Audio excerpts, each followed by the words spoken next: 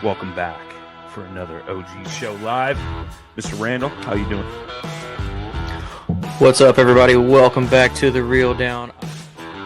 Welcome back to another episode of Bass Fishing for News. Hi, boys and girls. Welcome to, once again, the Bass Kayak Advance. Brother, this is the final cast. Another segment of Chasing the Tide, your saltwater connection on the paddle fin. Welcome back, everyone. Another episode of Feather and Fur. Your host, Brad. Welcome back to the Mindset Podcast. I'm your host, Crystal. Hey, welcome back to Off the Water. Happy Suzuki here with Adventures of Outdoor Woman podcast. Hey guys, welcome to the Rusty Hook Kayak Fishing Podcast. We're brought to you by Pelican, built tough for all situations. Go to pelican.com.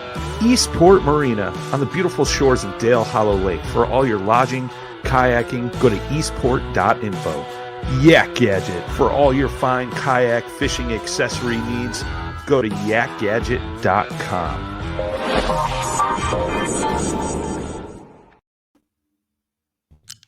You're listening to the final cast on Paddle and Fin Podcast Network. I'm Brad. I'm Matt. Hey, Matt, are you all right, dude? Yeah, I just zoned out. No, dude, I'll be honest. My head is like getting squeezed because this hat, and I can't get rid of the hat because it's signed by Brian Latimer, so I got to keep it. Oh, yeah, But I keep it. That's cool. Yeah, it hurts my head. I don't understand. I'm not getting smarter. If anything, I'm getting stupider. So my head should be shrinking and not expanding. This is dumb. Yeah. But whatever. How are you, leprosy sick man?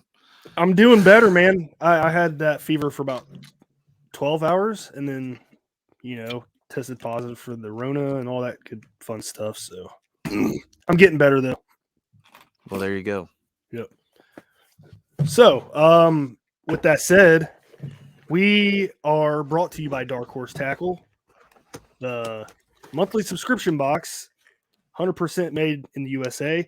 We're going to do a little unboxing. It's that time of the month again. So I got the Weekend Warrior box here that they sent me. Matt has the Champion box that he got. So let's get into it. Also, if you want to subscribe to their box, use Paddle20 code, and it'll save you 20% off your first monthly subscription. And I just dropped the card, so give me a second. Oh, good job. Well, while you're finding that out, I'll just start mine. So just like Brad said, he got the Weekender box and I got the Champion box. They have different levels, so no matter what your budget is, you can get covered. In the Champion box, you get a ton of hard baits that are hand painted, great blanks, big swim baits, everything. And this month, I got some good stuff to tell you, at the least. It's always good stuff. I know it is. It's always good stuff, but this month's even better. So we'll go lowest to highest. Like I've said in other shows, this box is $79 a month. So we'll start at the lowest and then we'll do the add-on thing at the end. But the first thing, which is technically the cheapest thing in the box, but one of my favorite, is the hand-painted shower blows, which is, one of the best topwater baits ever. A big bright orange head, pink back, and then clear coat body, super sticky hooks, feather treble. And that's $14. That's literally $6 cheaper than what it is from Evergreen. Who makes that one? So this is made by Robusto Lures, which he's a staple. He's in every box and he's fantastic. I'll put this. He does mostly topwater stuff too.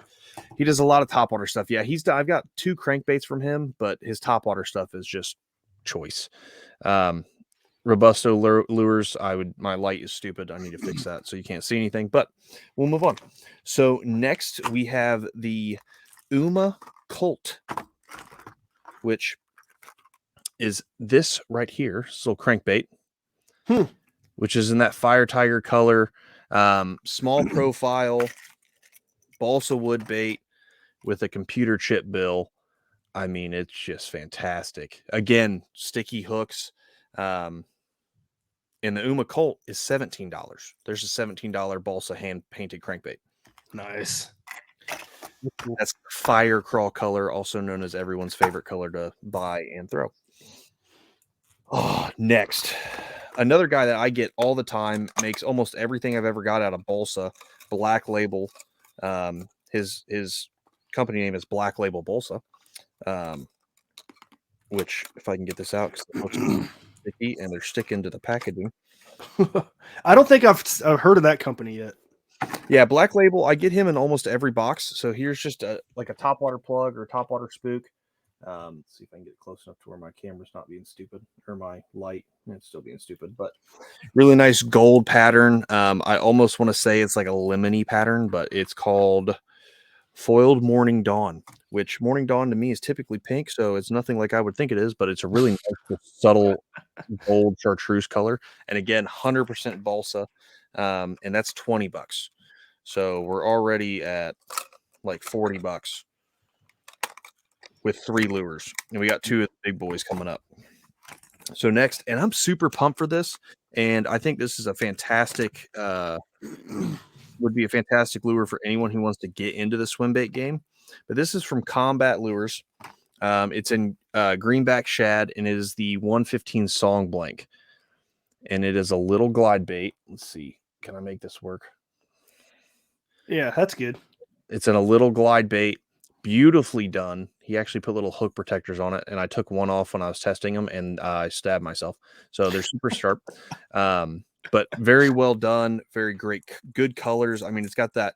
It's a greenback shad, but you could have this be a shad blank, a shad imitator. You could have it be a baby bass imitator, and it's literally, I mean, lengthwise, super small. What, like 4 inches, 3 inches? I would say 4 inches.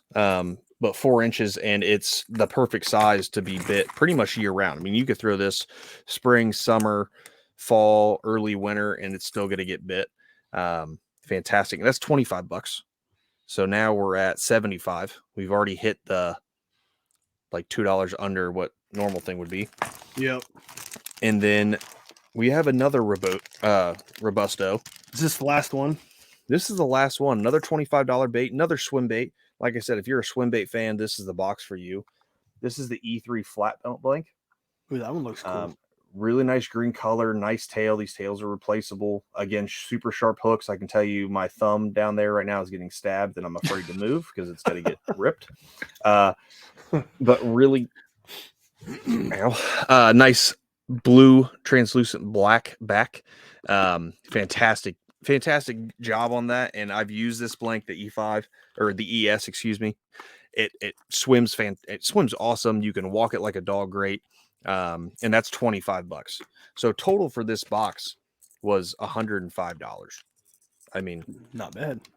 Fantastic for something that you're getting for $80. And all these lures are something you could use. You have your small topwater spook, the shower blows, which is like the best topwater of all time, 2 swim baits of different sizes, and a fire crawl crankbait that is like that crawl color, and it's 100% balsa. I mean, you can run this just about everywhere and get bit somewhere, no matter where you're at in the country, you're getting bit. Yeah. And did I say the hooks are super sharp? Yeah. Be careful, man. Yeah. All right. So my Weekend Warrior box, I'm not going to spend a lot of time, talking about each bait, but I got the Dockmaster Wart, and Matt showed me, you probably can't even see that, can you? A little bit. The paint job on this thing's awesome. I took it out of the package as the first thing I noticed out of the box, this little thing. Matt told me that this was the rock crawler blank, so. Correct. Yeah. Cool little crankbait. Dives 10 to 12 feet. Next, we got the Jigmaster spinnerbait, which I was so pumped when I saw this, man. So nice. I love Jigmaster spinnerbaits, man. Oh, they're amazing. They're built well. They swim great. Oh, dude, I love them. Yeah. White and chartreuse skirt, orange, or not orange, chartreuse willow blade, and a white Colorado blade. So that's gonna be a nice little river muddy water special. Let's see, Buzzin' Baits. We got a buzz bait from Buzzin' Baits, and I kind of messed up their logo because I took it out on accident. But it kind of reminds me of like that beer company. Yeah. Coors Light or something, maybe. It's either Coors Light. Yeah, it's one of them. Yeah, so that's cool. And then this one caught my eye too. Motivated Fishing, and on their package says "Where faith and fishing meet." So they're a faith-based company, which I thought was pretty cool. These are called the Revelation Crawl. I'll take one out real quick and show you, because they're laminated. Top's like a green pumpkin with black flake, and the bottom's like a June bug. So that's what they look like. And wow, woo! They smell like garlic, very Oh, heavy scented garlic. Yeah, I yeah. smell it right now. I thought the same thing when I pulled mine out because I was so like transfixed on the the crawl because I got a different color. I wish I would have brought it down, but I forgot it upstairs. And it just looks awesome. It's a ghost crawl kind of, or it's kind of that white tan crawl. And then I saw the Jig Masters spinner bait, and I was like, oh, thank God I have another one to add in my box. And then I saw those and I was like, oh, so I opened the package and it would just like hit me in the face. I was like, they're super garlicky, but it's a great shape to have because you can pitch it, you can flip it, you can Carolina rig it, you can do everything with that type That's of true. crawl. And it's great because you can cut it down, make it smaller as a jig trailer. It's like It's a a chigger perfect crawl, pack. kind of. Exactly. But you have a ton of them in that pack. Yeah. So yeah, it's pretty cool. That I don't know how many they have in here. It don't say, but there's a bunch. So that's cool. And then the last thing here is it's like a staple to the Darkhorse Tackle box. You get these quite a bit. Motion fishing flipping jigs. It's a brown with black and like a little bit of purple in it. So cool box. It's probably my favorite box I've gotten so far. So pretty cool. oh yeah. And I mean these boxes are getting better. Like they've just slowly but surely, like they were good when we first started getting them, and I couldn't complain about what I was getting, but slowly but surely they've just gotten better and better and better and better. Like I'm so pumped to see how much better it gets in the coming months. Yeah. It's going to be interesting because we're transitioning that fall, or not fall, winter. Kind of curious how they do that. So It wouldn't hurt them probably go to maybe, I don't know. I mean, there's companies out there that make ice fishing stuff. Yep. That would be cool. So yeah, that's our Darkhorse Tackle box. Use code paddle20 like I mentioned before to get you 20% off. And then Nikko baits. I was about to say, yeah, I'll go into the Nikko baits. So we're also sponsored by Nikko baits on this segment. Some of the best super plastic baits you can get on the market. Ton of different shapes. They're known for their leeches and their Helgermites. Me and Brad can both attest to that. Leech will get you bites when nothing else will. And that includes some of your big name, Ned rig baits and things like that. I mean, we couldn't get in on our TRD, but we caught like 15 fish off the same log combined on 2 leeches of the same color. Like they just didn't care. They wanted the leech and they ate it. So fantastic baits, fantastic company. We did a show with them a couple weeks ago, so go check that out. And just nikkobaits.com and they'll get y'all set up.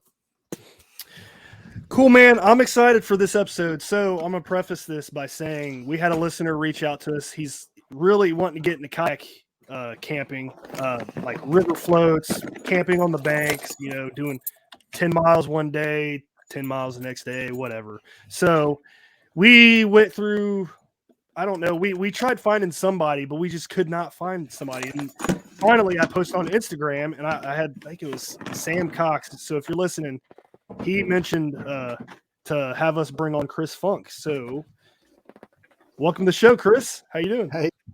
Good to have you. I tell you what, those boxes y'all went over, I just spent 3 days fishing and got my tail whipped every day out there. But the boxes y'all just went over sure makes me want to get back out there and go again. Oh yeah, yeah. There you go. That's the thing about Darkhorse. I feel like every month, like because I fish a ton, so does Brad, and we'll get burnt out. It just happens, no matter how much you love something.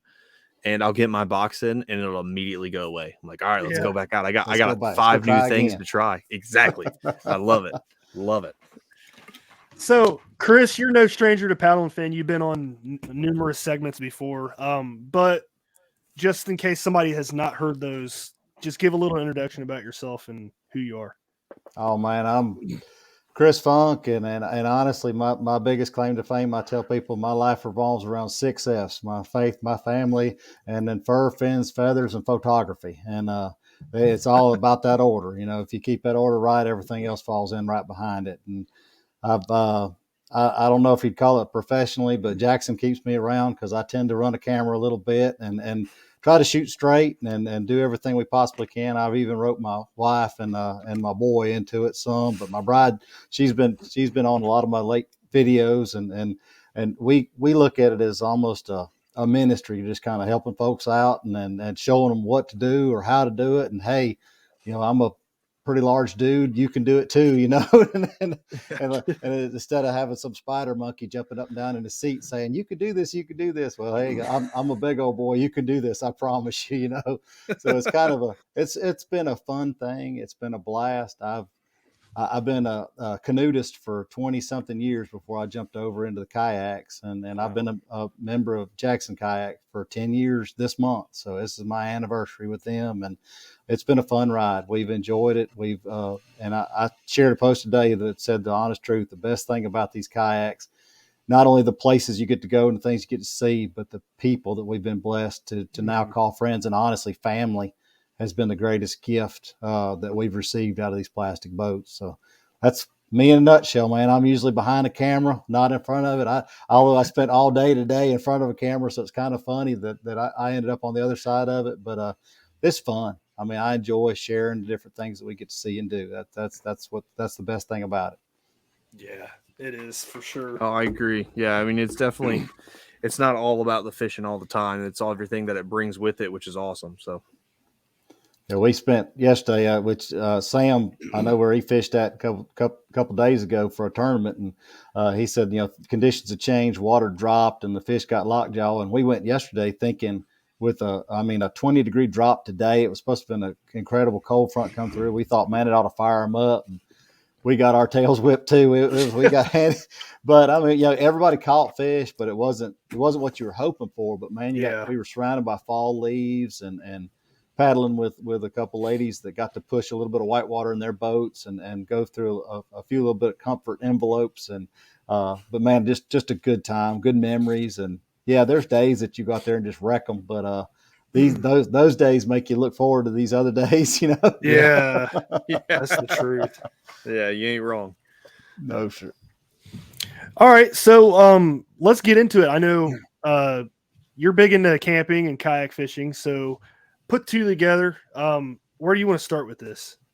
You want to start safety, or I would definitely say safety, just because of what happened to us last year. And for those of you who don't know, the article came out Kayak Angler this past episode, and I've also got a video. Jeff Little's got a video about it. Mm-hmm. But we were doing a 2-night, 3-day float on the Tallapoosa River. It's 50 miles. And, that the thing you think about, like you said, your friend wanted to go 10 miles a day. You'd be surprised how hard it is to push 10 miles a day, even with the river going underneath you and with current at your back. Well, we ran 10 miles or 13 miles the first day, and then 20 miles the next day. And on the 20 miler, it rained the whole day. And when we went to bed that night, the river was at 9,000 CFS, I believe. And or maybe it'd be less, might have been 7,000 CFS.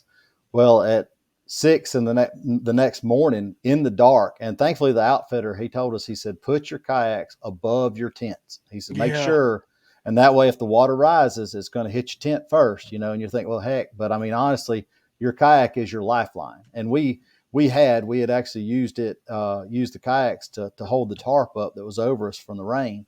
Well, Jeff rolled over. I actually felt my tent move, thinking that Robert, the guy that was in the tent next to me, had just jostled my tent when he flipped over. Unbeknownst to me, I was floating. All of us were on our little air mattresses, and we were floating. And I mean, when Jeff Little hollered, "We got water," man, every one of us jumped out. And I mean, we're there, all grown men in our drawers, standing in shin deep water at the time. And I mean, we had just seen a large cottonmouth upstream, so I'm trying to keep an eye upstream to make sure something like that's not floating down on us, or a log jam or what. I mean, the water was coming, and it was coming fast, and we started, just grabbing and throwing stuff up on dry ground. And as fast as you grab more stuff to go to dry ground, that ground was getting underwater. So we kept pulling, and by the time we got everything loaded and got to the boats to get out of there, it was at 17,000 CFS and had risen like 9 feet. So when we got out of there, it was, now you're concerned about strainers. There was no fishing. It was just, we're all soaked, we're all beat. Thank God we're alive still, but stay away from the banks, get out of here as fast, as safe as possible.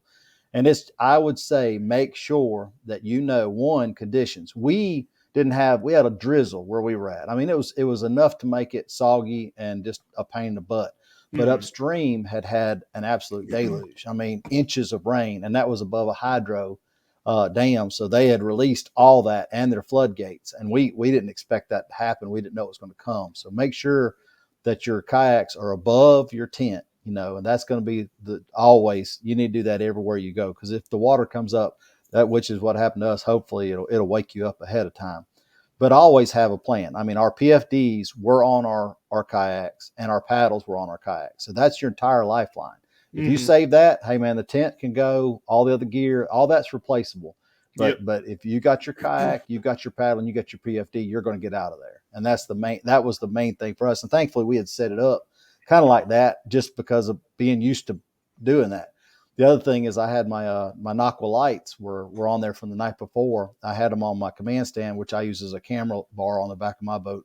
So when we jumped up, as I hit that button, and it lit the whole camp. So we were all, before we could get the headlamps to figure out what was going on, at least we had light to see what was going on. So I would keep a light source handy, and your boat's above your camp. That's the number one safety thing.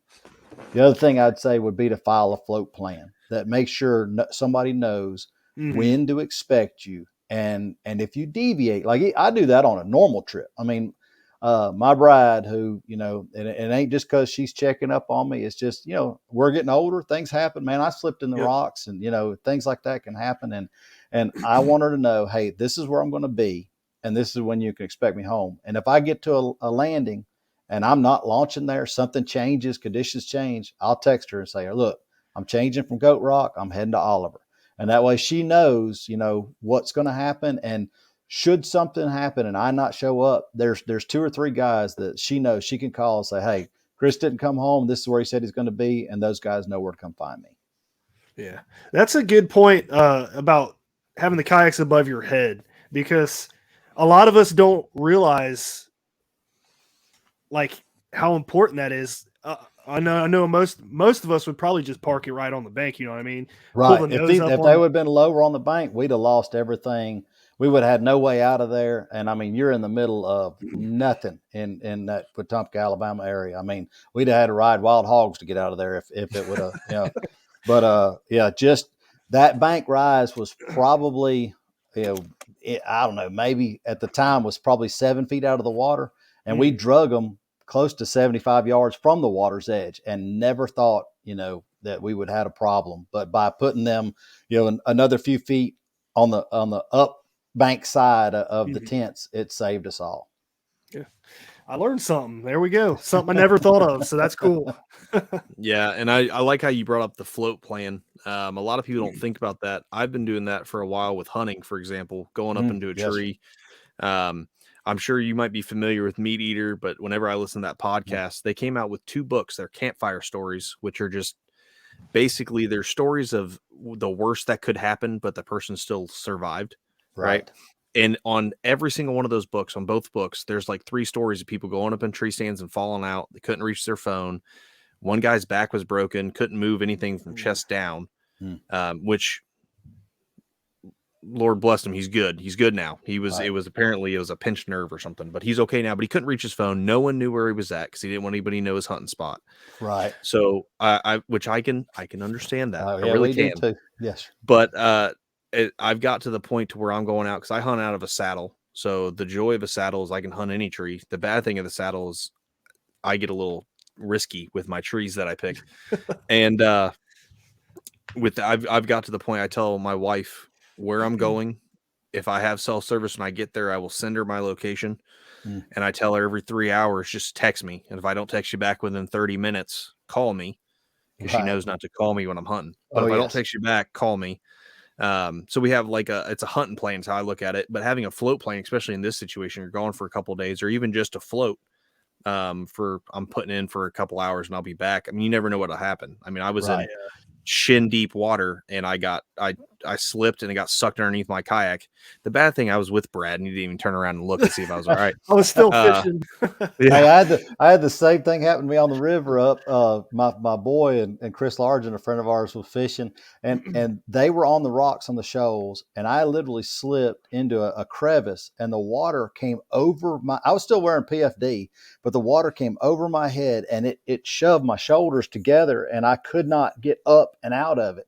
And I mean, they weren't 50 yards away. And by the time I popped up and out of it, I looked over and they're still casting. I'm like, these goobers would have let me sit here and die in 3 inches of water, I literally slipped in shin deep and I went back over a riffle that had a deeper hole, and I went under and I saw my boat going over top of me, and I was like, and I was like, thank God it's a bona fide. So I shoved my hands up into the channels and pushed it back over and got back up, and I've got some footing. I stood up, and Brad's just and I mean, I was making some noise on the way down. Like I went down, I was like, oh, and I went down, and I get up and I was like, and I even said, I was like, thanks, Brad. And he's like, huh?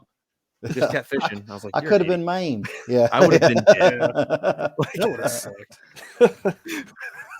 Well, it's on that other safety note would be to Lord knows, as gear mongers as we are, to not overload your boat. That's been a big industry discussion lately, is people that are, over their capacity of their boat. I mean, the Take Two that I was in, which is it's rated for a tandem load, and it's a very good solo or tandem boat. But man, it's an aircraft carrier, and I probably had 200 pounds of gear or more on that thing.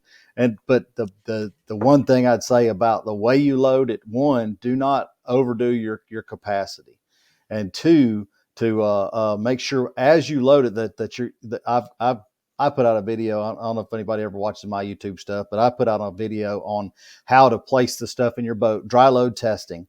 It's what you want to do at the house. You want to make sure that it's all going to fit in where you want it to go. And then two, when you get out onto the water, don't just take off. You paddle it around and see how is it going to handle. Did it change your center of gravity? Did it change? Are you going to be paddling like a turd and walking out like a zero spook? Well, if you're trying to paddle 10 miles and you're walking a dog, it's going to be horrible. So, and what do I need to get to? Say your cell phone's in your dry pack, if it's under 100 pounds of your camping gear and you start having chest pains, so, I mean, you got to think about stuff like that. And another thing will probably be for your liquids. For one little safety thing I added this year was one of them filter pens for drinking. And I tried it out I drank the Tallapoosa the whole way, because I'm like, I'm just gonna try it out, see what it does. So and I bought a Survivor Pro filter. So I said I wanted to see if I could be self-sustaining and make water while I was out there, and it was really neat. It was kind of a fun part, although it was a for real safety test, for me. Right. But of course, I'm a perpetual Boy Scout. I'm always trying to figure out ways to do things, and but it was fun. But if it was needed, I would know that had I run out of water, I'd have been good to go with those products. So yeah, I've always been curious about those things. Does it make the water taste different? No, sir, not. Look, and I go back to my YouTube video. Like I said, I do stuff. I don't make any money off of it. I've got it monetized, but it's just because them suckers throw commercials wherever they want to if you don't. Yeah. So that's the only reason I've even got it monetized. It's not like I get anything out of it. But if you look, I've got a goldfish pond in the backyard, and I mean that water looks like 42 miles of broke up road. It is gnarly. and I pumped that pump and filtered that water out, and I was talking in the video, and I took a sip of it, and I mean, and it honestly tasted like a Dasani or whatever you will. I just slugged it. And somebody on my video said, I was shocked when you drank that water. I'm like, why the heck? That's what it was for. I'm showing how that filter works, just because you're too chicken to do it, but it's you're going to end up pooping like a goose. Like, no, I was good. It gets like 99.9% of everything out of it. So that's probably better than your tap water in Alabama, I was going to say that. Yeah, it's better than our tap water. I can tell you that. But yeah, I mean, I can 100% attest to testing your gear. I mean, I was in the Marine Corps, so obviously if we got anything new, thank you for your service, sir. Oh yes, sir, I appreciate it. But we would beat the crap out of gear to see when we could break it, and I can promise you, no matter what gear it was, we always broke it eventually, but we would try to break it. Military grade. Yep. A military, Brad, what I tell you about military grade? I know, that's why I brought it up. Yeah, military grade is the bottom bidder. That's the person who got the government to buy the cheapest stuff at the cheapest price. But we would always find a way to break it. And then those life straws that we got, it was I don't even know what company, was a branded life straw. And it was the same thing. I was out in the field one time and I was looking at this nasty swamp water. And I was looking at it and I just kept looking back, and I'm eating my MRE. I keep looking back, and my buddy's looking at me. He's like, why are you looking at the water? Because we had been on a different training op, and we had a gator going through. We were doing some recon ops, and we were going through in ghillies and everything, and one of my guys bumped into a gator, and we all freaked out because most of us, we had one dude who was from Alabama, and the rest of us were from New York. I was from Ohio, Indiana, Michigan, so like that's the biggest animal we've seen on land other than things that want to kill you. Right. And he's like, you see a gator? I was like, no. I just grabbed my life straw. I was like, I'm gonna drink it. He's like, dude, don't do that. I was like, I'm gonna do it, see what happens. And I just went over there. I took 5 or 6 long rips of it, and I was like, it tastes fine. I mean, we'll see what happens. And I was fine. And ever since then, I would make all my new boots do it. They'd come out and be like, drink the water, life straws. Right. And then if they didn't have their, it once you have confidence in a tool, then you're more willing to use it. Because if it's the first time ever using it, I mean, your mind can play some tricks on you. Even if you drink through a life straw and you think that it's not going to do anything, you'd be surprised what your mind will do to you, where it'll make you feel like you're sick. So, I mean, so I made sure everyone tested it. And if they didn't have it, if they didn't follow the packing list, they were still drinking it. They just didn't have the joy of a life straw. So no crunchy bits. Oh, they got some slime in their mouth. That's nasty. Yeah, it's I guarantee you, they if they're in the Marine Corps still, they're packing the whole packing list. They didn't forget it the next time, did they? Yes. That's funny. So, but yeah, I mean, I hundreds. That's a good point, because I wasn't even thinking about that. Because when you think, you I don't figure have water, you can go a lot longer without food. I mean, especially me, it looks like I can go about 3 or 4 months, but you cannot go that far without water, and that's the most important thing, you know. Yeah. Oh, for sure. And I mean, a lot of us, and we'll get into gear and stuff that you use, but I have zero experience kayak camping. Like, I've gone out and been in the field, and that's about the most rustic camping as you can get. But and I've done in hunt camps and stuff like that, where you bring your water in, and somebody will have one of the bigger life water things that you can put water in and clean it out, and everyone can drink from it. But I never even thought about doing that for a 1 day. Let's say you're going out for 1 day, but kind of like how you explained, to where if you were out there and that water rose and there was a deadfall or something, you can't get by it. Now you're stuck in the wilderness for a couple extra days. There's books full of people that thought 1 day trips was going to be it, Yeah. And one day became a week or 14 days, or, I mean, so yeah, I'm happy you brought that up, because I wouldn't even have thought to ask you that, because I wasn't even thinking about it. So good job. So we talked a little bit about safety. Let's talk about like the must-have products in order to do like a day-to-day float, 2-day float, for example. So, well, I'm old, so I like comfort, and I'll start with the most comfortable thing, which, there's a difference. Like if you see a one-man tent, no, that ain't made for me. Now, I know some people love a hammock, and I can nap in a hammock, but I cannot stay all night long in a hammock. That just doesn't work. So I've actually got a small tent, and the smaller the tent you can have, the better. But to me, a 2-man tent is a 1-man tent. I just don't. I don't handle a 1-man tent. That's too much like a coffin. So the Kelty Late Start is the one that I use, and I like it a whole lot because it is super easy to put up. I mean, you can practically do it in the dark. And the freestanding poles, I like an exoskeleton type tent. So that's what I use. But more important to me than the tent is having some sort of mattress to go on. And I know some folks could tough it out, sleep on the ground. More power to you, fellas. This boy ain't one of them. And I'm too daggum old for that. So I have the Climate, and I'm not, like I said, I'm not sponsored by any of this stuff. This is just a product that I use. The Climate, the Static V, and the small one. And I used it like straight on the 2x4s out there in Okefenokee Swamp, to on the trail, to you name it. I used that thing for years, and actually ended up giving it to my boy when the monster, the big one, came out. And it'll inflate, 25 or 30 breaths. It'll make you lightheaded, so sit down while you're doing it. But if you inflate that thing, it's so comfortable. So definitely the sleeping mat. I actually take one of their little chairs. I got the Climate chairs, and they go in a little bitty bag, and they're rated for a decent sized feller. But that's just the comfort stuff. Do you have to have it? No, because most of us have kayaks now that the seats will come out. You can use that. So that's just extra. The sleeping pad is a must have for me. I would say double up definitely on your lighting. I always have a headlamp. And I would probably double up on a headlamp just because. But I tend to take a Nocqua set of lights. I've got a little bitty small set of Nocqua lights, and then the batteries are also what I use to charge, my phone and stuff like that if I need to. And so that's just kind of anything that you can have that'll serve dual purpose works well. For cooking, the Kelly kettle is what I've started using a whole lot, and it kind of nests together. It's just a little kettle that'll boil your water and heat your food if you want, or you could cook on it like a little grill. To me, they're relatively inexpensive. Now I know like you could take a Coleman stove or a single burner or a rocket stove or whatever you want to, but the little Kelly kettle does all of it because coffee is, almost the most important thing out there.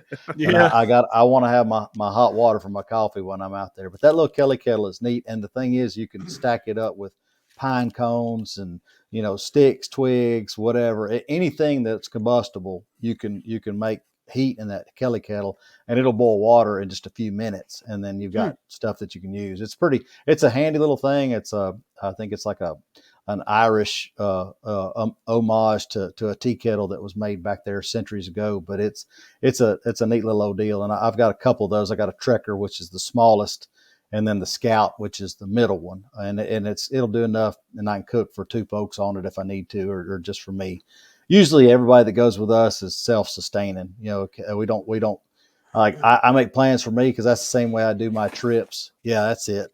And you see the bottom as your fire base, and you just light that up, and it goes through it. The center's hollow, so it's a volcano kettle, and it'll shoot fire out of the top. Well, then you can cook on top of it while it's doing that, and that's what I carry for me. And to save on ice, I pre-make my meals here at the house. I'll do like steak, collard greens and taters, stuff like that, and I'll pre-make them in foil packs, pre-seasoned, and then I freeze them. And when I get them, I put them those in my cooler instead of having to add extra ice or anything to it.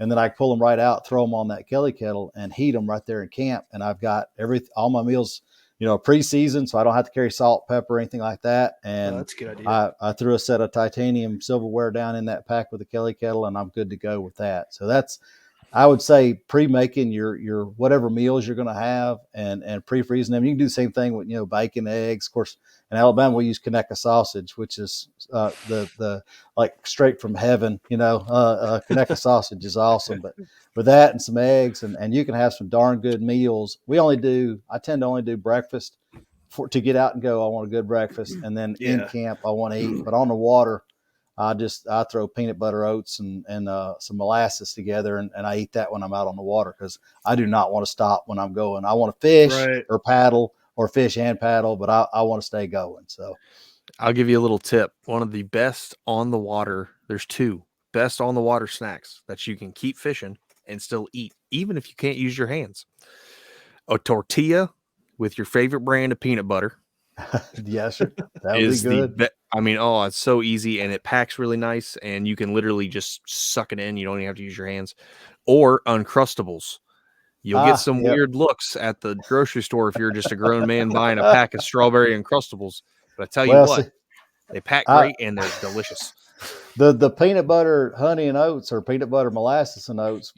Years and years ago, there was a professional fisherman around here named Red Holland, and he used to make peanut butter and honey sandwiches. And as a young'un, I got hooked on that, and that was my kryptonite for a long time. And I'm trying to sort of cut down. The last few years, I've tried to pull off a few pounds. So I stay as far away from the bread, but I will sling that peanut butter and molasses and oats together because that fuel. If you don't have the fuel, you're not going to paddle to your destination. I can promise you. You get that 1,000-yard stare and your tongue's hanging out your mouth. You'll wish you had something. That's the worst too, man. Like yes, I've had days like that where I'm just like so hungry, I'm shaking at the end of the day. I'm like, I should have brought something. I'm going to kill something and eat it. Your head's on fire. We actually just did a float not too long ago. It typically would take us like 7 hours, but it took us like 16. And we had all 8 hours. Good. No, it was. Man. I mean, I couldn't stop. And and between three of us that were out there, we probably caught 100 smallmouth. And I mean, it was just nonstop. But I had ate my lunch early because I was like, well, we're at the halfway point. This is typically when I eat my lunch. Well, literally, I know halfway point was like the quarterway point because I was by the time we got back, we were with our buddy. When I dropped him off at his truck, he was sitting on a picnic table with his hands in his head or head in his hands. He was like, dude, my head hurts so bad. Brad had a headache. I called my wife after, and then she's like, oh yeah, thanks for letting me know that you were late. And I was like, yeah, I think I'm gonna die. I gotta stop at a Speedway and get a pizza or something. Like I'm just starving. Well, and that, back to that safety stuff, which we didn't talk about. A first aid kit, to me, it's something that you should have. Have everything that you would need to get a hook out, at least that kind of stuff. But we also added for ours the Pedialyte mix, just in the pack that can mix with water. And that's if you have somebody that is jacked up or dehydrated, you need to get those fluids back in them quickly. Those things aren't cheap, but it works really, really well and we just throw them in the pack along with headache powders and things like that to make sure if something happens to somebody, you can get them some help because you are your only crew there until you can get some help, Yep. Yeah. And I've been in that situation before. I was just saying like headaches, I get bad. Like I get dehydrated. I'm not going to sugarcoat it. So, yeah, I've been there before. It's not fun. If you wait till you're thirsty to drink, you're probably one of them hard-headed rascals that sits there and waits till you got the cotton mouth because you can't stop fishing. Well, I understand. You fish for 10 hours and you haven't peed, you got a problem. Well, me and Matt did a float like that one time, and it was like within the first 2 hours, I already went like 4 times because I chugged. I chugged before we even started. I was like, I'm not getting a headache today.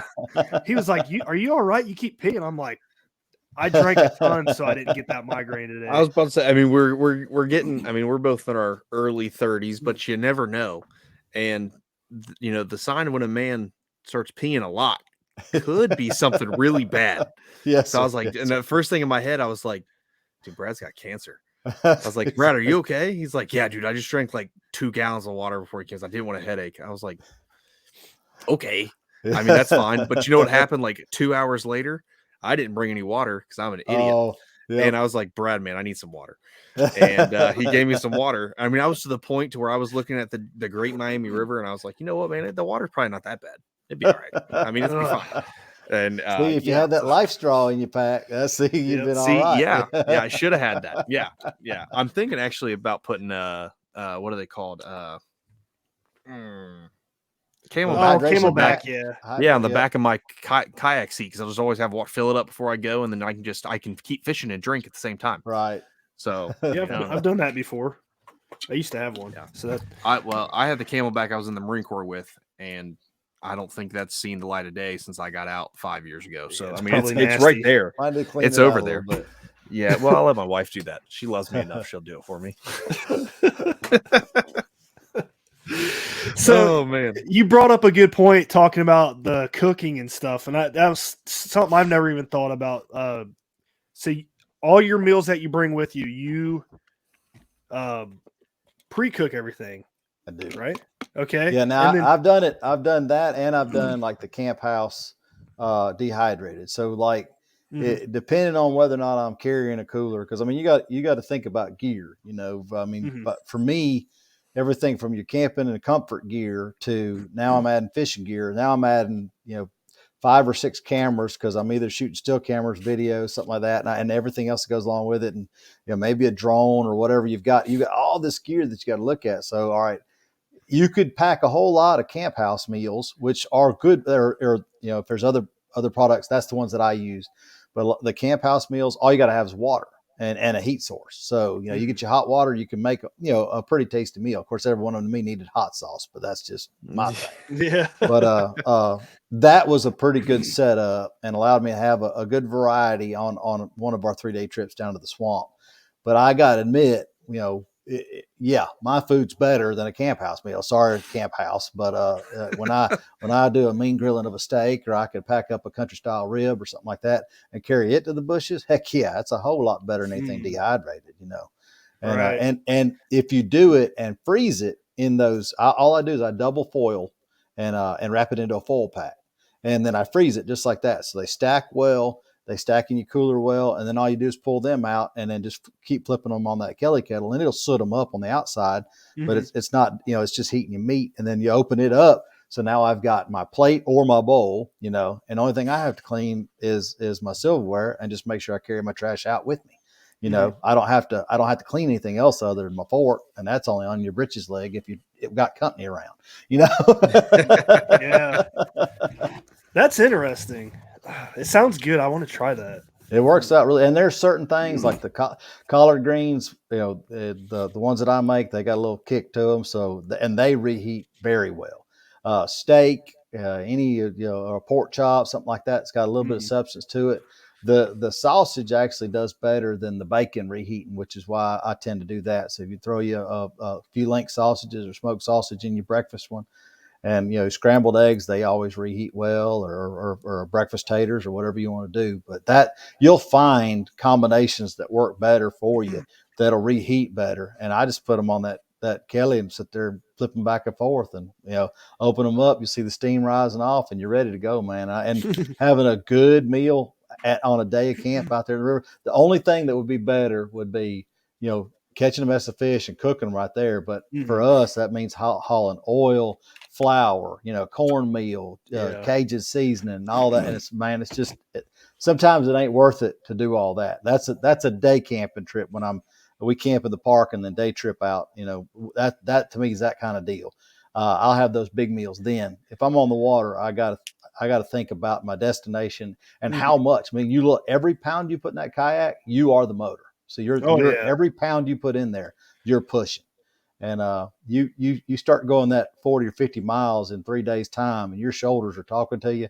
Yes, sir. Thank God for Benny Branch's paddles is all I got to say.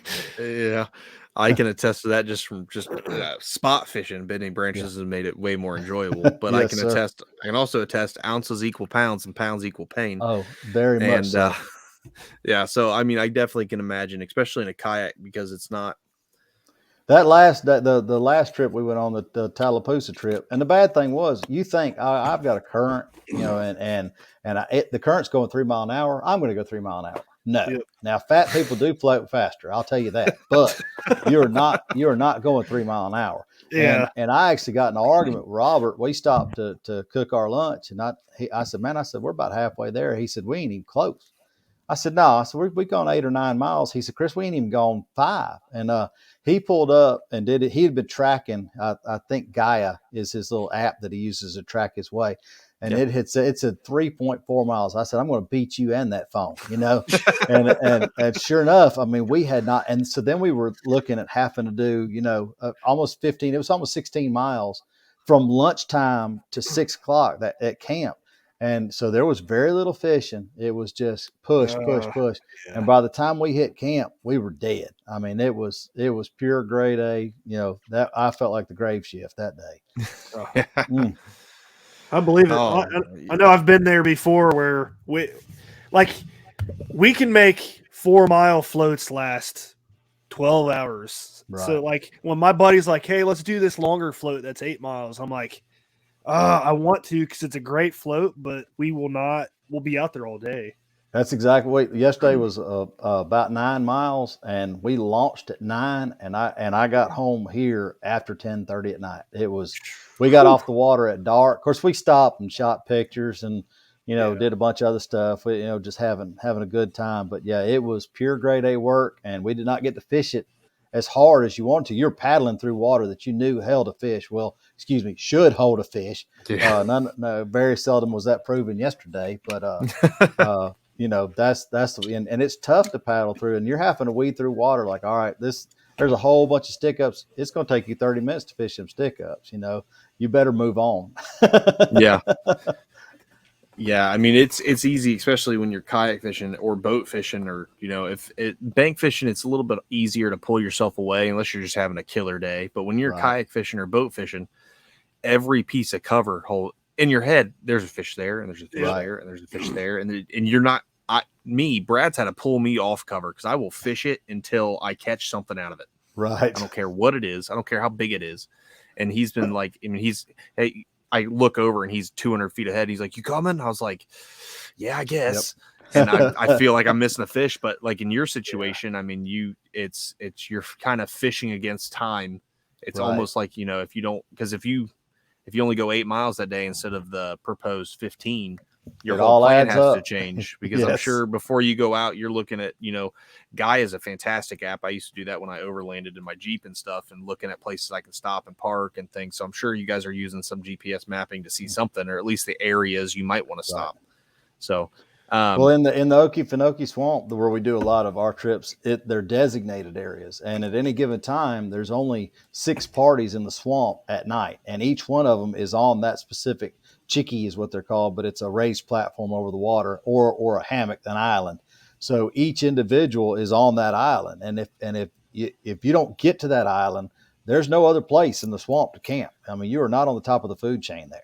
So you better get to where you're going, and then the next day you better be leaving, because you're not spending 2 nights there, or you're going to be snuggling up with the next group that's coming. So it's pretty organized in how you roll, but thankfully there's also mile markers out there that let you know, hey, now there's what's bad is when you paddle past one and you miss it and don't see it, and then you're like, oh my gosh, this is the longest mile on earth, Yeah. So you mentioned a couple times, you mentioned at the beginning, your last F is photography. Yes, and sir. then you mentioned how you stop and take a bunch of pictures. It's 2022. A lot of us have technology when we go out with us, whether it be phones, GoPros. I mean, I'm guessing you're taking actual, SLRs and bigger cameras. So how are you protecting that stuff? Because I know people who are listening go out with stuff. So I tell you, if I'm carrying stuff that I'm not getting to, I'll tend to put it in a Pelican case, waterproof and crush proof. And that's if I'm packing a lot of that kind of stuff. The stuff that I'm getting to quickly, I use a watershed bag, and I am not sponsored by watershed bags. If they ever wanted to drop that, I'd say, come on. Cause let me tell you, I preach watershed bags.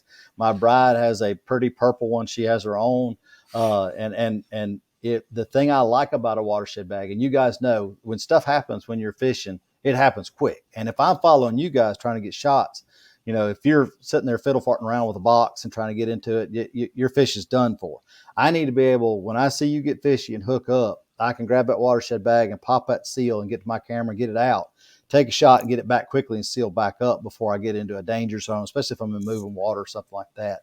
And I would recommend watershed bags to any person that deals with electronics. It's also where I have one that my cell phone, my keys, hypothetical shooting iron, all that goes into that, and it's protected, and it will float if something happens. And that's if you ditch, you need to be able to get to the most important case, which is going to be your communication and hypothetical shooting iron.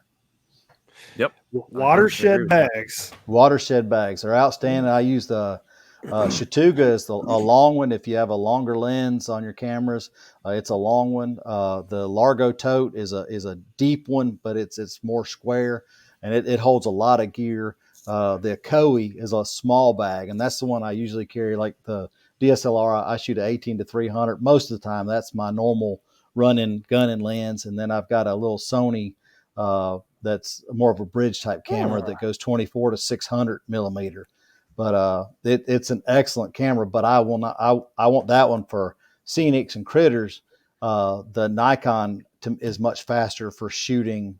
Like if I have to be able to get to a fish jumping, the Sony it takes too long to start up for me. So I want to be running. I will never get rid of my DSLRs for the speed that they can give me. Yeah, when you mentioned watershed, it ticked something in my head, and I didn't know what it was until I scrolled on their Med website, and I scrolled down a little bit, and he's got the picture's a Navy SEAL, because Navy SEALs are just the media's like godsend, right, but whatever. Right. Well, they do a lot with military stuff, and I think they've got do. And I had our unit owned the long bags that they have. The we called them something completely different that we're probably not supposed to call them, but it's the weapon bag for the long gun. Yes, sir. And when we did, I could only imagine. we said a bunch of stuff, but we're a family show, so I'm not going to say it. That's funny. But I've got one that's a backpack as well, and now that one I'll carry. Like if we're going for our trips, I'll load all my clothes in that backpack. And then another trick is also I load clean clothes and all that around my camera gear, And so that serves two purposes. It cushions the camera gear in the watershed bags, and it keeps me from having to carry a liner for that bag when I'm with the camera equipment. So it serves two purposes: cushion to the camera, and it allows me to put extra clothes in there. And especially in inclement weather, having a set of dry clothes to get to quickly is beneficial as well. Oh, it's a huge morale boost. Yeah, being able to be Yes, dry it'll change your whole attitude. Yeah. Oh, unless it's summertime, then I don't mind being wet. You know what I mean? Well, we just got done shooting the Whitewater Worlds down here in Columbus, on the Whitewater project, and my bride and I spent 2 whole days out on an island, a rock in the middle of the river, and baked our brains out. And I shot 4,600 images in those few days that I was down there shooting all them flippy dippy boats. I don't even whitewater. I don't do that stuff, but man, it was fun to shoot. We had a good old time. That sounds fun. It was neat. That's cool. So these, I added that to a show idea because I thought that'd be an interesting show. That would be a super interesting show. Like I said, I've used them before. They're fantastic bags, at least the military applications. But I'm assuming that it transfers over. I mean, oh man, mine has flown. When we fished in Panama, we went over to oh goodness gracious, Los Buzos. And paddled over there and had a wonderful time. So I've flown there. Might have been to the Keys. Might have been drugged through oyster mud, and I mean, you name it. And I'm still on my original for years and years and years. But I've added to that brace, and then I bought my wife a real pretty blue one, and she turned around, and I actually got it back. And then then a purple one come out, and I had to buy her, so she's got her own little purple one, but.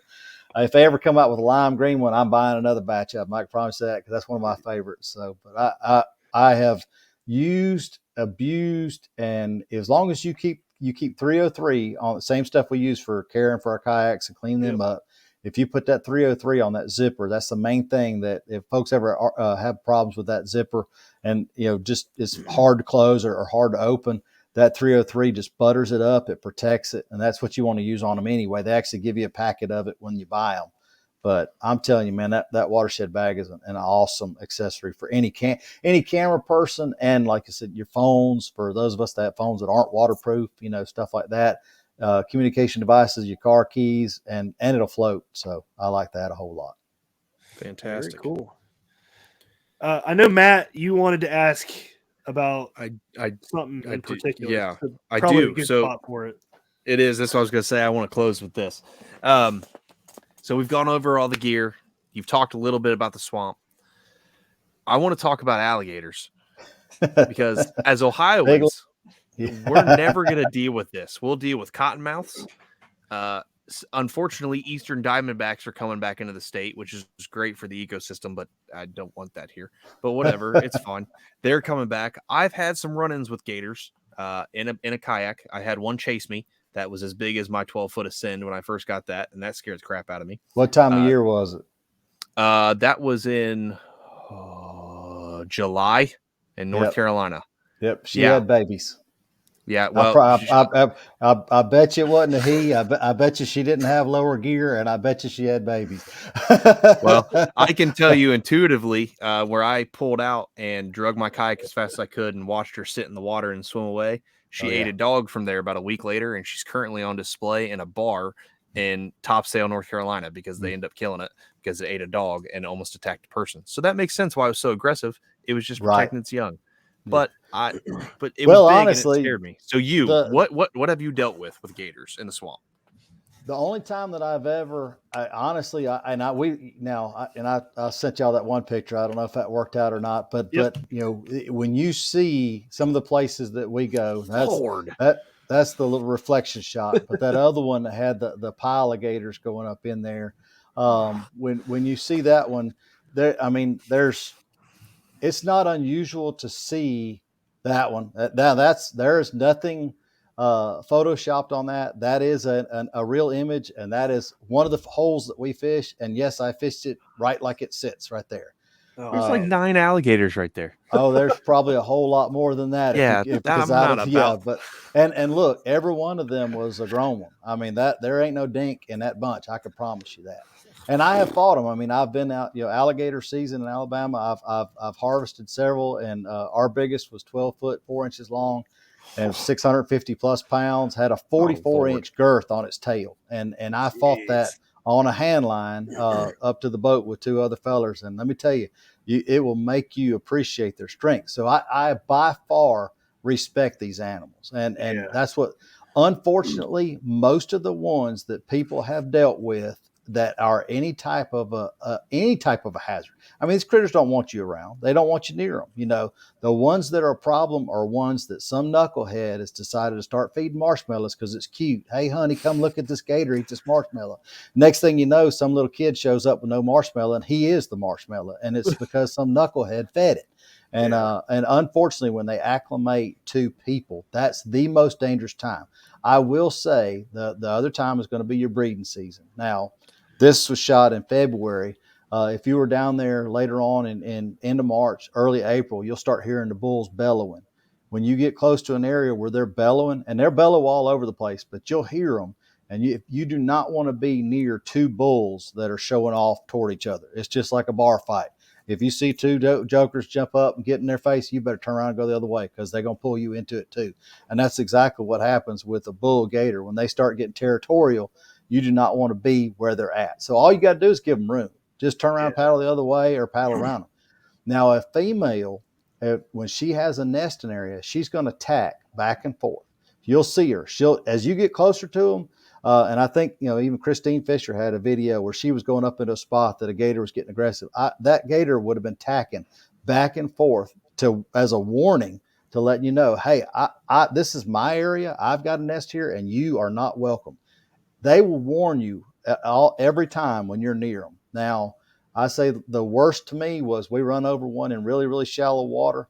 And now I do not go into the pads unless I'm making noise. You'll see on my videos, I'm talking to myself. Well, I'm talking to myself because I'm letting the alligators know, hey, I'm coming through. Y'all, let's share this place together.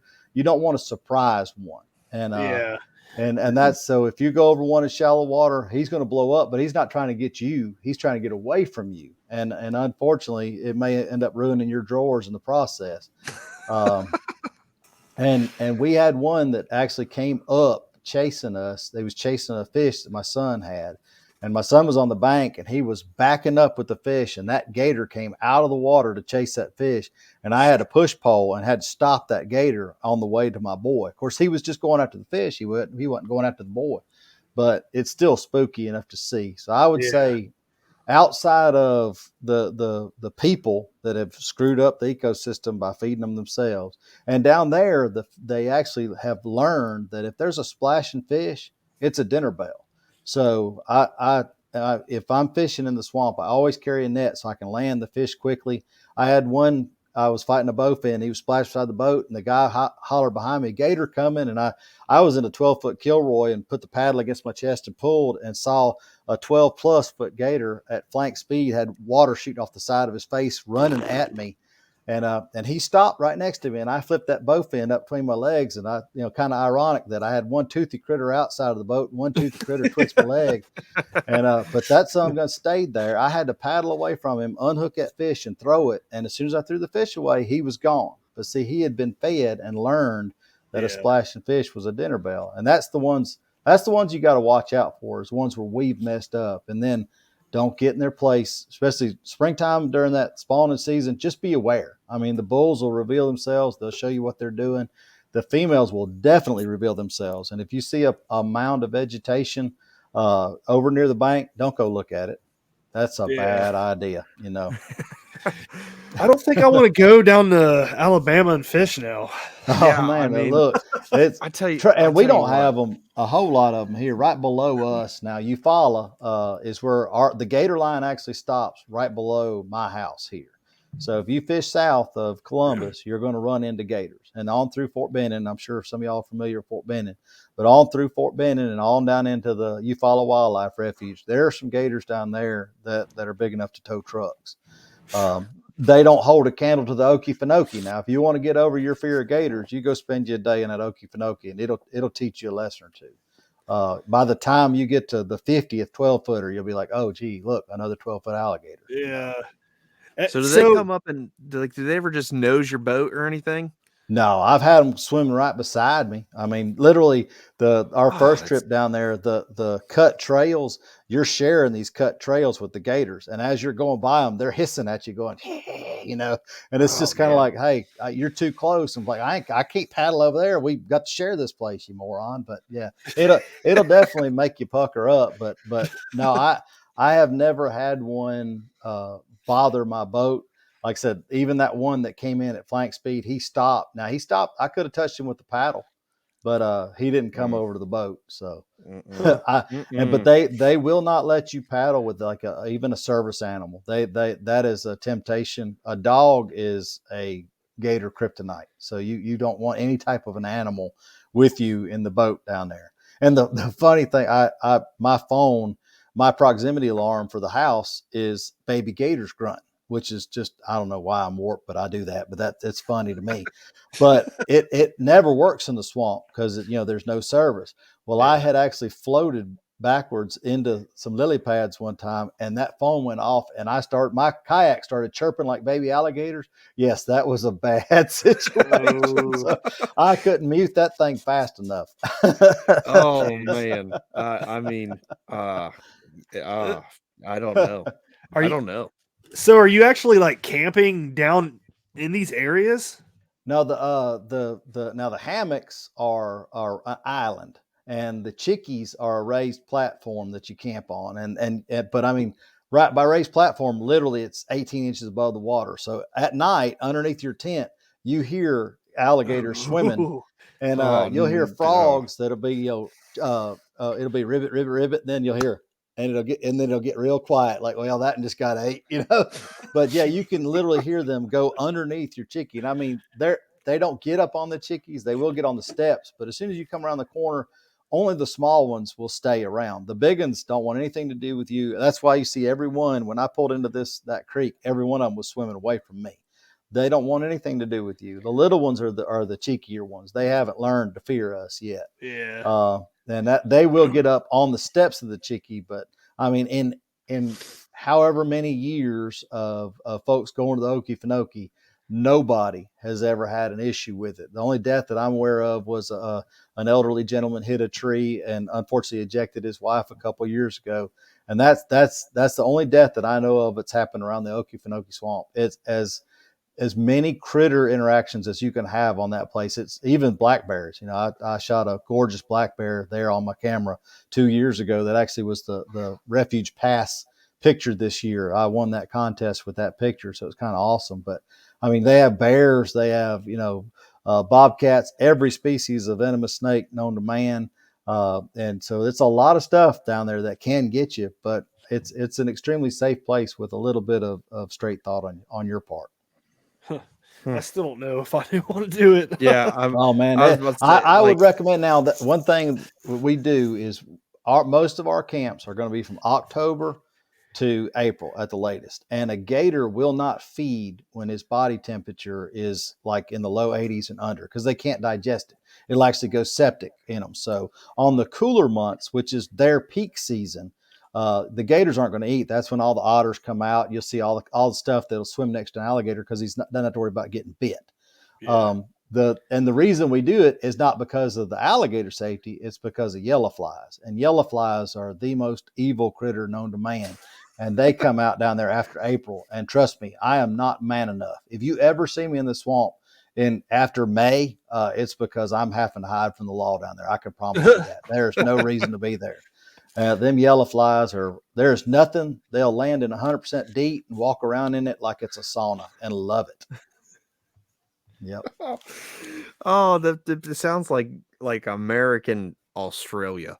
Dude, I'll tell you, they land with they got a pitchfork in one hand and a pocket knife in the other. And as soon as they hit you, they take a plug and it'll scar you. And it is the most evil thing known to man. There's nothing that bothers me more than the yellow fly.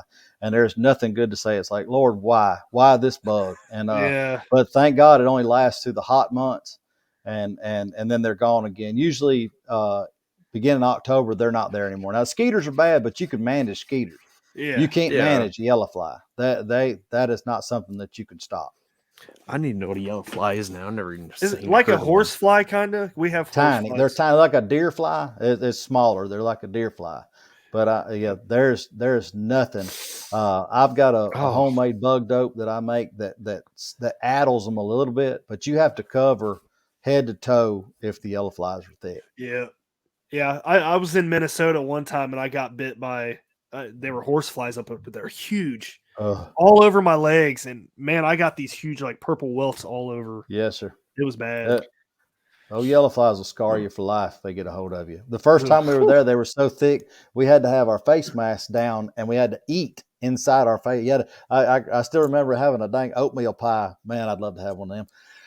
But anyway, oatmeal pie shoved up in that face mask, trying to eat on it to keep the dang yellow flies from getting in my mouth. That's crazy, man. Well, good thing that our listeners, like our Ohio listeners, they don't have to deal with this stuff when they're kayak camping on the river. Yeah, the worst thing we have to deal with, at least in our area, is cottonmouths and crackheads. Well, I was going to say that, man. The biggest fear that the folks have is them two-legged ones. Yeah, and I had a couple of them come up behind me in Birmingham last month that scared me so bad. And you try to be situationally aware of what's going on around you. Yep. And I was in the middle of the stream, and I turned around, and they're standing by my bag on the creek bank, which had everything that I should have had on me to protect me was over in that bag, and it shook me so bad. I mean, I couldn't have caught a fish on a rooster tail after that. I was shaking like a dog trying to pass a peach pit when I got out of there. But thankfully, I went over and talked to them, and I could see them when they started talking about how nice my pack was and my bag was. And I'm like, man, I appreciate it. I'm gonna let y'all have this hole right here. I'm gonna step over this hill and go check out this other one. And as soon as I crested the hill, I was strapped. I'm telling you. Oh yeah. And I walked out of there as fast as I could. So it's important here in Ohio too, so that's another good. It is another good point. Yeah, sure. Yeah, that's why I stay nice and strapped all day long. Yes, sir. Let's see. Well, there was something else I was just gonna say. I just forgot. I hate when that happens. But if folks ever need any, I mean, I try to be. Folks see me on Facebook, and we try to answer questions. And of course, I do a little bit. Like I said, my YouTube channel, I have fun with it, but there's some stuff we try to, as my bride and I come up with stuff like, man, this is a question we hear either through podcasts or forums or somebody asks us, and then we say, well, look, if one person's hunting this information, maybe other folks are too. So we'll come back and shoot a video, kind of like even on the swamp, how to do it. I did a how to on the planning and the execution. I did a how to on the loading the kayak, on dry loading, and how to plan that, and then some certain products that we use, like the Kelty tent and the climate mat, just to kind of show people, because hey man, we're all hunting this information, and just like if y'all ever did want to come down and experience the swamp, man, I would say everybody ought to do it at least once in their life, and to me, if I had to pick a time, probably February through March would be the best time in the world to do it. And especially you fellas live up there in that frozen north, you would like that break, because if you come down that way by February, everything's greening up and the fish are usually going nuts. So you could be ripping lips and having a good old time while your buddies are back home shoveling that evil white stuff. But I would recommend that to anybody. But and if we can help out in any way, man, please, y'all shoot me a message, shoot me a text, whatever, and I'll do my best to shoot straight with you. I have screwed up a lot of stuff, and that's the only reason I have so much knowledge, is I know exactly what not to do in a lot of situations, because I was either too dumb to ask or thought, I got this. Yeah, well, now I just see if I can help out, and I'm not too smart to ask for help. Yeah. Well, we were talking about doing something between February and March next year before we go down to Dale Hollow for the paddle and fin tournament. So maybe if you get a wild hair, look up Stephen C. Foster State Park in Fargo, Georgia. That's our favorite place to go down there, and it's a full service state park. And I would recommend day tripping and you can stay in the park and then launch right there and fish the Swanee Seal.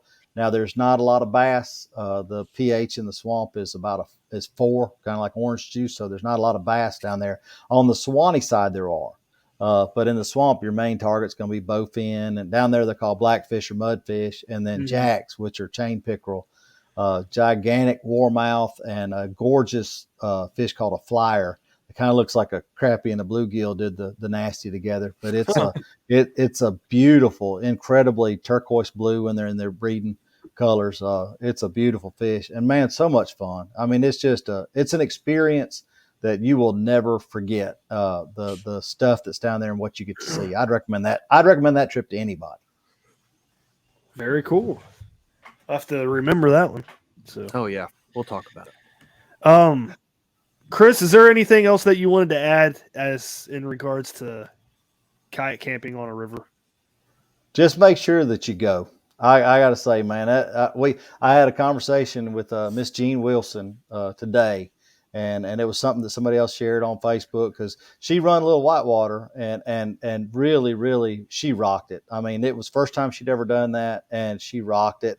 We had definitely had a few episodes of some of us getting wetter than what we wanted to, but I told her, somebody shared a little post on Facebook, said nobody talks to their grandkids about the time that they sat on the bench, you know. And let me tell you, when I lost my daddy, I was 36 years old, lost daddy to cancer, and the life that we had before that was probably more fun than most folks have in 2 lifetimes.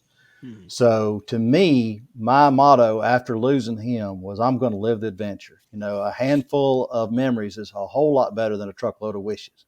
So you live that adventure. And I want every day possible that I can have a wonderful experience with my bride, or even if it's just me on the river, or with my boy, or with other folks. So I would say my biggest thing is to make the plans. Don't say we're going to do it one day. Man, one day may not come. We are not promised tomorrow. You know, and we're to live and have life more abundantly. And I believe that beyond a shadow of a doubt. But I think by getting out and going, it makes us better folks. We get to share that experience and pass that on to other people. And so that would be my biggest thing, is to make the plans and stick to them. Every year I say, look, I'm going to do this. And I put it out amongst my friends. And I say, I'm going to go here. I'm going to do this on these dates. And there is one rule. If you don't show up, I go anyway. And and people say, you be mean. I'm like, no, I'm telling you, I'll tell you where I'm going to go and when I'm going to be there. And this is your invite. I will not beg you to come. Mm-hmm. But if you don't come, you're going to miss out, because I'm going anyway, because I got to live my life. So I would say my biggest tip would be, man, make those plans, live that adventure, and just do it and live it up. I like it. I like it. That's I'm motivated a t-shirt right there. I tell you what, Chris, I'm gonna get your picture and just blow it up behind me, and I'm gonna put that on there. That'll work. Do it. Well, it's been a fun episode. I know I've learned a lot, stuff I never thought about. So for sure. Man, appreciate you coming on the show. Thank y'all. Y'all take care. Yeah, you too. Matt, you got anything else? Nothing else, man. Chris, thanks for coming on. Learned a lot, just like Brad said. And I think this is going to be super informative to a lot of our viewers out there that have these questions. So I love it. If you have any questions, feel free, reach out to Chris, like he said, or reach out to us, and we can reach out and get you those answers. But other than that, thanks for watching and listening. Have a good one, guys.